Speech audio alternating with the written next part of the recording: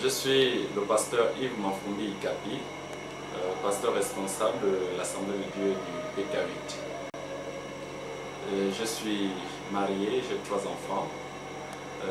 J'exerce le ministère pastoral depuis 1998, l'année à laquelle j'ai été consacré après mes études bibliques à l'Institut de théologie des Assemblées de Port-Gentil. L'œuvre du PK8 a débuté à lui.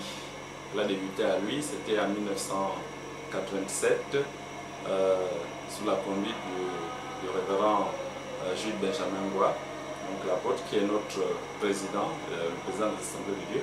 C'est lui qui a commencé cette œuvre au niveau de lui. À l'époque, on l'appelait Péniel.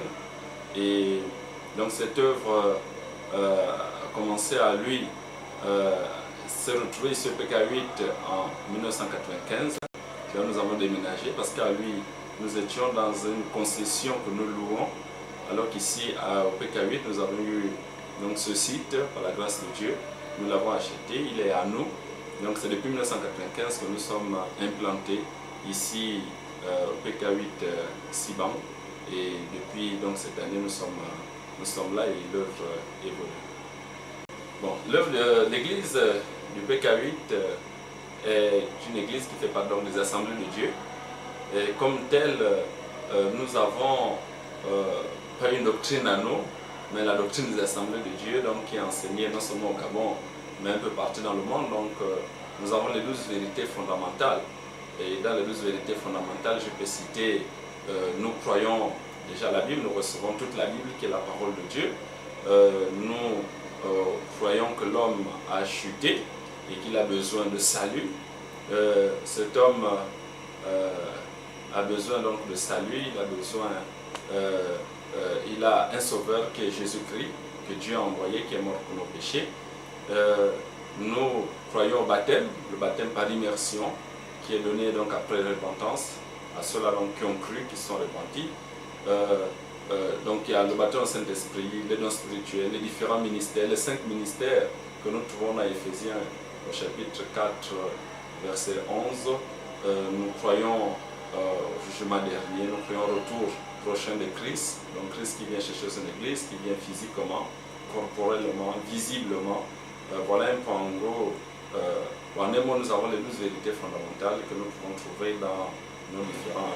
Le PK8 a déjà comme pasteur responsable, donc moi-même, je suis le pasteur responsable et j'ai un pasteur assistant, le pasteur Obam Gervais. Nous avons aussi un autre pasteur, le pasteur Ngoli, qui lui s'occupe donc du département SIDA. Il travaille activement de ce côté. Nous avons aussi d'autres ministères rattachés au PK8, mais qui sont dans des annexes, par exemple l'évangéliste Armand Bessi, nous avons l'évangéliste Peter Oyembo. C'est des ministères qui viennent en appui. Le prophète, docteur François Labenkovo. Donc ça, c'est des ministères qui sont rattachés au PK8 et qui viennent donc en appui selon le programme.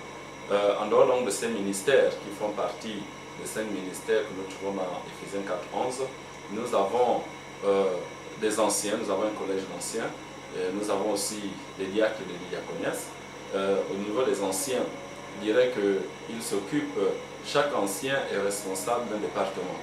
Nous avons des anciens qui sont dans la chorale, des anciens qui sont dans la santé, des anciens qui sont au niveau de l'encadrement spirituel des âmes.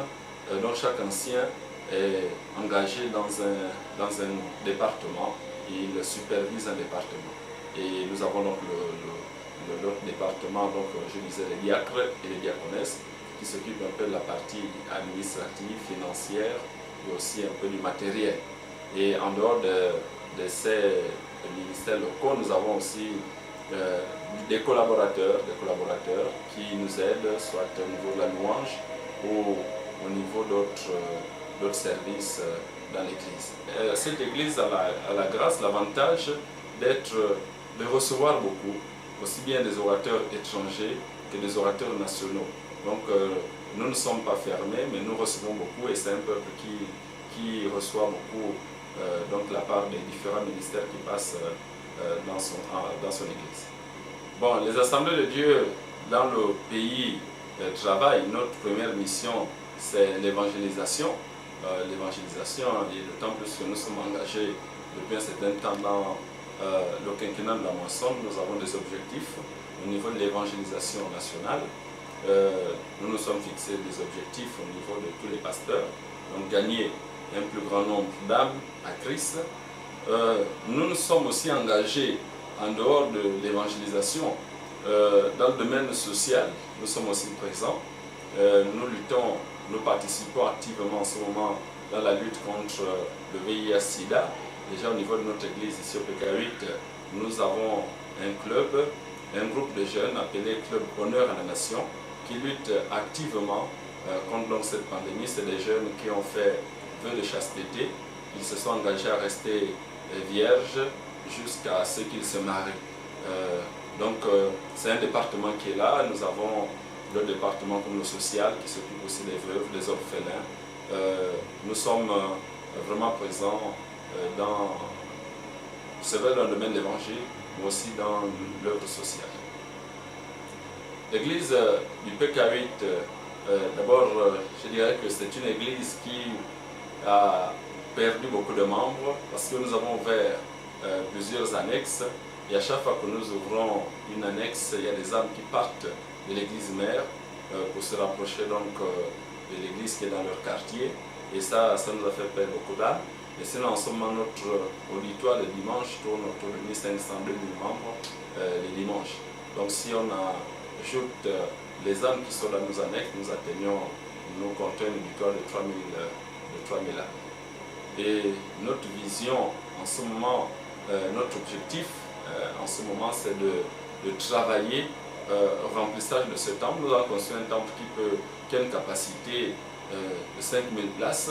Donc nous voulons atteindre ces objectifs. Et voilà pourquoi, là déjà dans quelques semaines, nous allons nous lancer dans le programme de remplissage du temple en passant un deuxième culte. Donc nous sommes dans une opération d'évangélisation à outrance en ce moment dans le quartier et nous engageons notre église dans ce travail que nous faisons depuis, mais là nous voulons donner un coup de plus, un coup un peu plus fort dans ce domaine et ça c'est ce que nous avons en ce moment donc comme objectif dans quelques temps. Oui, nous ne bénéficions malheureusement pas jusqu'à aujourd'hui, bénéficions pas d'aide extérieure. Pour le moment, les travaux se font avec donc la participation des membres de l'Église. Ce sont donc les chrétiens qui eux-mêmes participent à la construction de ce temple qui a démarré depuis plusieurs années. Nous avançons un peu. À des moments, nous arrêtons, nous essayons de souffler, le temps de permettre aux chrétiens de se refaire une santé spirituelle et puis au fur et à mesure, nous avançons. Donc, ce sont les contributions des chrétiens donc de l'Église qui construisent eux-mêmes leur temple, comme Israël dans le désert s'était engagé à construire le tabernacle. Donc là, ce sont les chrétiens eux-mêmes qui construisent. Nous vous informons que les assemblées de Dieu du PK8 œuvrent aussi dans le social, entre autres la création d'une infirmerie au sein de l'église locale, la création d'une école primaire pour les populations démunies à la Remboué, sur la route de Kango, un centre d'aide aux nécessiteux dénommé Tabita, dont la responsable nous fait ici la présentation. Je m'appelle Madame Amélie, très connue sous le nom de Maman Amélie. Je m'occupe du ministère d'aide et de secours dans l'église et je suis aussi diaconesse. Tabita est un département, disons un ministère d'aide qui s'occupe des pauvres, des veuves, des orphelins et